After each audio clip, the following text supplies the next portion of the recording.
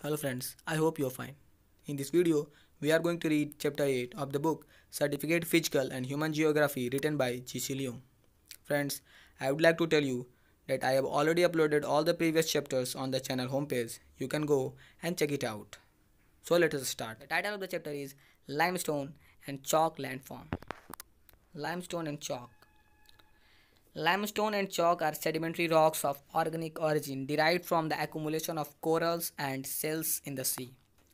In its pure state, limestone is made up of calcite or calcium carbonate, but where magnesium is also present, it is termed dolomite. Chalk is a very pure form of limestone, white and rather soft. Limestone is soluble in rainwater, which, with carbon dioxide from the air, forms a weak acid. A region with a large stretch of limestone therefore possesses a very distinct type of topography. It is then termed a karst region, a name derived from the karst district of Yugoslavia where such topography is particularly well developed. Now we are going to read characteristic features of a karst region. Generally speaking, karst regions have a bleak landscape, occasionally broken by precipitous slopes. There is a general absence of surface drainage as most of the surface water has gone underground.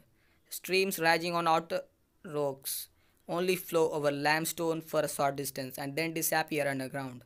For the greater part of their course, they cut their way along the joints and fissures of the rock, wearing out a system of underground channels. The surface valleys are therefore dry. When the water penetrates to the base of the limestone and meets non-porous rocks, it re-emerges onto the surface as a spring or resurgence. Limestones are well jointed, and it is through these joints and cracks that rainwater finds its way into the underlying rock. Progressive widening by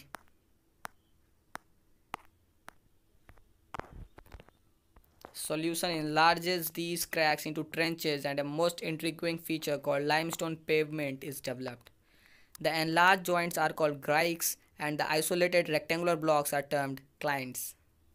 The limestone pavements may have been formed beneath the soil and are now exposed by the removal of the soil cover.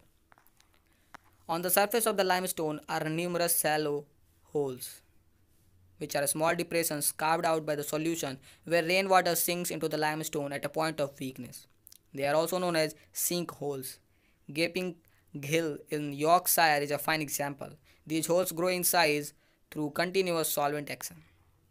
Once water has sunk into the limestone, it edges out caverns and passages along joints or bedding planes. When the roof of an underground tunnel collapses, a precipitous limestone gorge, such as the Cedar Gorge, is formed. Where a number of shallow holes coalesce, a large hollow is formed and is called a doline. Several dolina may merge as a result of subsidence to form a larger depression called an uvala. Some of them are a mile across, containing much clay soil from the limestones, withered after the subsidence. In Yugoslavia, some very large depressions called police may be as large as 100 square miles, but these are partly due to faulting. During the rainy season, parts of the floor which are at or near the water table may become temporary lakes, but the drier areas are fertile and may support large villages. Where subterranean streams descend through shallow holes to underground passages, the region may be honeycombed with caves and caverns, some containing ponds and lakes. The most spectacular underground features that adorn the limestone caves are stalactites, stalagmites, and pillars. You can see here the figure number 65.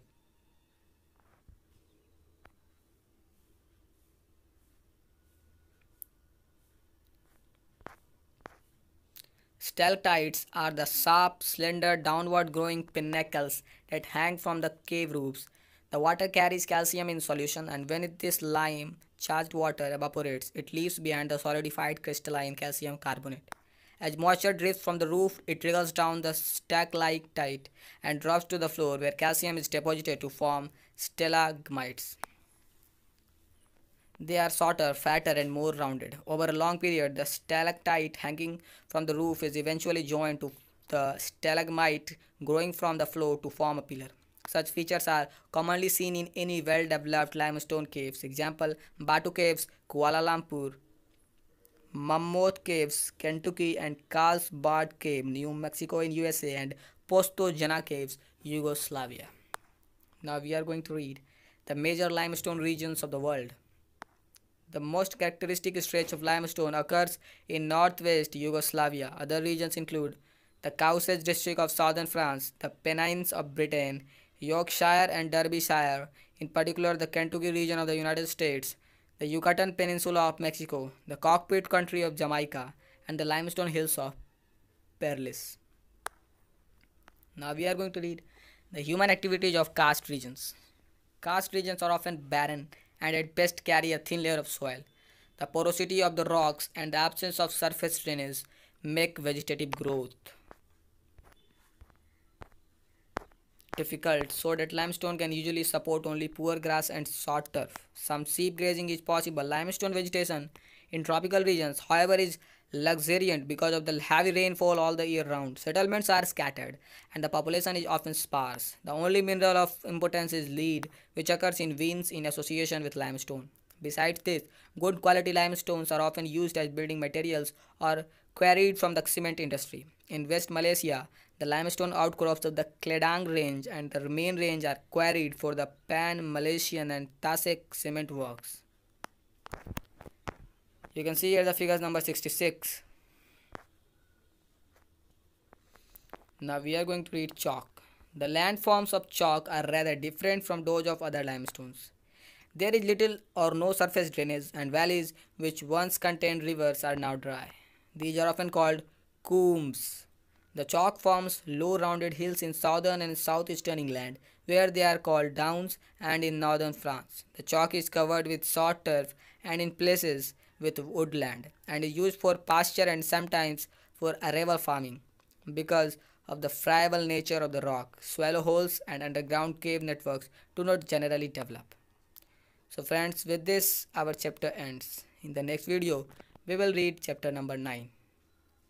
Friends, subscribe the channel, press the bell icon, stay tuned, study well. Thank you.